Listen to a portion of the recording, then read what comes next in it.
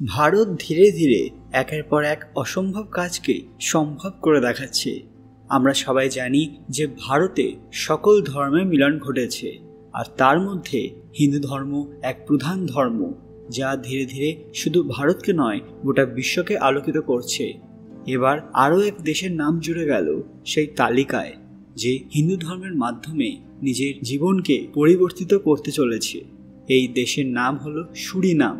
সুরিনামে কিভাবে হিন্দু ধর্ম ছড়িয়ে গেল এবং এর পেছনে ভারতের অবদান কতটা জানলে আপনারা সবাই চমকে উঠবেন। তার আগে কমেন্ট বক্সে হর হর মহাদেব লিখতে ভুলবেন না। সকলকে আমাদের চ্যানেল পুরাণ কথায় স্বাগত। আজকে আপনারা জানবেন আরও এক নতুন হিন্দু রাষ্ট্র। ভিডিওতে এগোনোর আগে সবাই অবশ্যই আমাদের চ্যানেলটি সাবস্ক্রাইব করে নেবেন।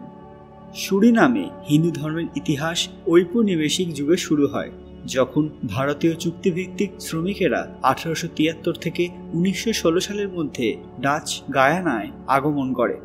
দাস প্রথা বিলুপ্তির পর ডাচ উপনিবেশিকরা শ্রমের ঘাটতি পূরণে ব্রিটিশ ভারতের উত্তরপ্রদেশ এবং বিহার থেকে প্রায় 34,000 শ্রমিক নিয়ে আসেন। এই শ্রমিকদের একটি বড় অংশ 5 বছরের চুক্তি শেষে সুরিনামে স্থায়ীভাবে বসবাসের সিদ্ধান্ত নেন, যা সেখানকার হিন্দু সম্প্রদায়ের ভিত্তি স্থাপন করে। সুরিনামে হিন্দু ধর্মে দুটি প্রধান শাখা রয়েছে, সনাতন ধর্ম এবং আর্য সমাজ। সনাতন ধর্ম অনুসারীরা ব্রাহ্মণ পুরোহিতদের নেতৃত্বে মূর্তি পূজাকে গুরুত্ব দেন, যেখানে আর্য সমাজ ব্রাহ্মণিক কর্তৃত্ব এবং মূর্তি পূজাকে সরাসরি না করে বৈদিক শিক্ষার উপর জোর দেন। 2012 সালের আদমশুমারি অনুযায়ী সুরিনামের মোট জনসংখ্যার প্রায় 22.3% মানুষ হিন্দু ছিলেন, যার মধ্যে প্রায় 80% সনাতন ধর্ম এবং 20% আর্য সমাজ অনুসরণ করেন, যে সংখ্যা ধীরে ধীরে এবছর আরও অনেক হারে বেড়ে গেছে। ভারতীয় শ্রমিকদের আগমনের সাথে সাথে সুরিনামে ভারতীয় সংস্কৃতি এবং ভাষার প্রভাব স্পষ্ট হয়ে ওঠে। বিহারি এবং পূর্ব উত্তর প্রদেশীয় উপভাষার মিশ্রণে সার নামে হিন্দুস্থানি ভাষার উদ্ভব ঘটে, যা বর্তমানে ডাচ এবং স্রানান টোঙ্গোর পর তৃতীয় সর্বাধিক কথ্য ভাষা। ভারতীয় খাবার, সঙ্গীত এবং নৃত্য সুরিনামের সাংস্কৃতিক পরিমণ্ডলে সমৃদ্ধি আনে। ভারতের সাথে সুরিনামের হিন্দু সম্প্রদায়ের সম্পর্ক ঐতিহাসিক এবং সাংস্কৃতিকভাবে গভীর। সাম্প্রতিক বছরগুলিতে এই সম্পর্ক আরও দৃঢ় হয়েছে, বিশেষ করে সুরিনামের রাষ্ট্রপতি চন্দ্রিকা প্রসাদ সান্থোখি শপথ গ্রহণ অনুষ্ঠানে সংস্কৃত মন্ত্র উচ্চারণ করে এবং বেদ হাতে নিজের শপথ গ্রহণ করেছিলেন। এটি সুরিনামে হিন্দু ধর্মের গুরুত্ব এবং ভারতের সাথে সাংস্কৃতিক সংযোগের প্রতিফলন। Well, two questions. Firstly, the position of India in the Security Council. Yes, my country will support that, and that has been expressed already, and that informed also the Prime Minister Modi. And we are doing that on the basis of several arguments. One is that India has shown the world its capacity, its strength in the area of peaceful settlements of issues.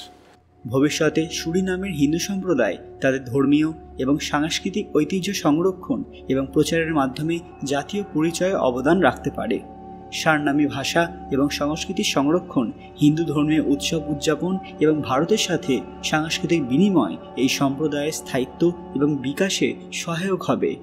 সুরিনামে ভারতের মতোই বিভিন্ন হিন্দু উৎসব উদযাপিত হয়, যা সেখানকার সাংস্কৃতিক বৈচিত্র্য এবং ঐতিহ্যের প্রতিফলন, যার মধ্যে প্রধান দুটি হল হোলি, যাকে ফাগুয়া বলা হয়, এবং পাশাপাশি রয়েছে দীপাবলি। এখানে বেশ কিছু প্রসিদ্ধ মন্দির রয়েছে, যেমন পারামারিবোর আর্য দেওয়াকার মন্দির।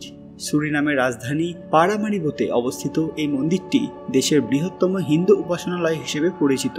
এছাড়া রয়েছে এখানকার শ্রী বিষ্ণু মন্দির, শ্রী জগন্নাথ মন্দির, দুর্গা দেবী মন্দির এবং রয়েছে শ্রী লক্ষ্মীনারায়ণ মন্দির, যার স্থাপত্য দেখলে আপনিও মুগ্ধ হয়ে যাবেন।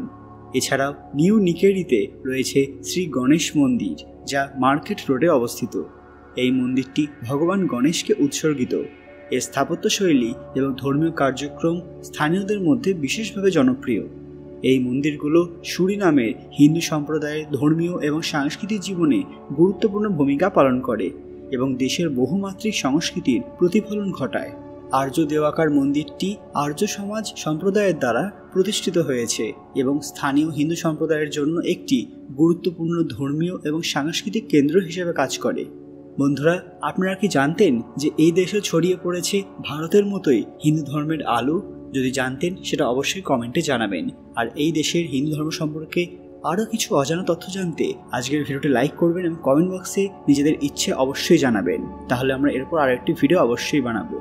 কমেন্ট বক্সে ভক্তির সঙ্গে হর হর মহাদেব অবশ্যই লিখবেন। ভিডিওটি যতটা সম্ভব শেয়ার করে সবাইকে দেখার সুযোগ করে দেবেন। খুব তাড়াতাড়ি ফিরে আসবার একটি দরকারি ভিডিও নিয়ে, ততক্ষণ আপনারা এই ভিডিওগুলি দেখতে পারেন। ধন্যবাদ।